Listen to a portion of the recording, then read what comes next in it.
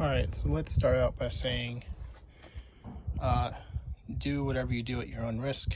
I am not a professional and I do not play one on TV, and I know what I'm trying to do, but I don't know how to do it.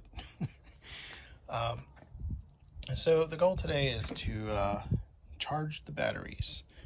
They're very low. One was in the 11 volt range, and everything else was in the low 12 volts. You can see here I have the accessory battery wired up, and each battery itself is individually wired up. The car is not plugged in, so that means the charge controller is not on, and that these two are in series, but they're not in parallel with each other. They're not connected in any way other than the two batteries are in series for 24 volts and 24 volts.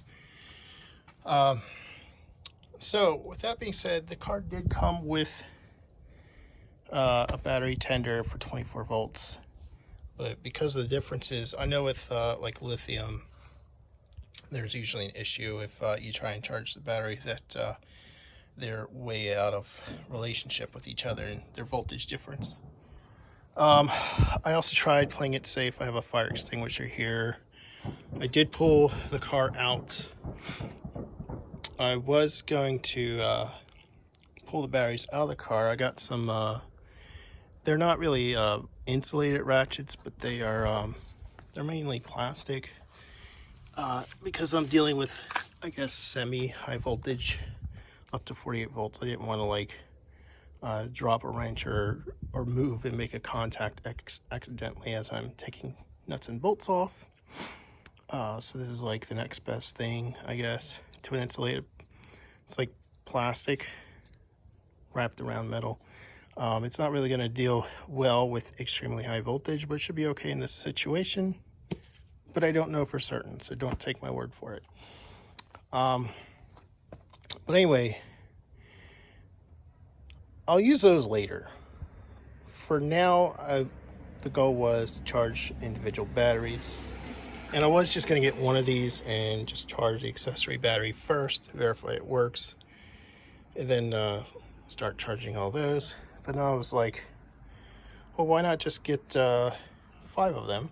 And I can charge them all individually. But I was curious because I didn't know if I could have 2 chargers on 2 batteries in series, because there was a concern of how they share common grounds and if one would cause the voltage reading on the other to be off or something.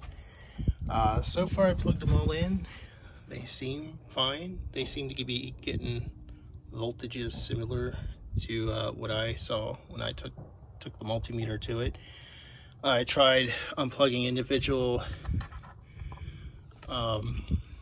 meters on the same series just to see if it would affect the other voltmeter, what it was reading. It seemed to be just fine. So things seem fine. But you know, I feel like I am taking a risk and I'm trying to play it safe. The fire extinguisher says it is rated for electrical, but I don't know how well it's going to go with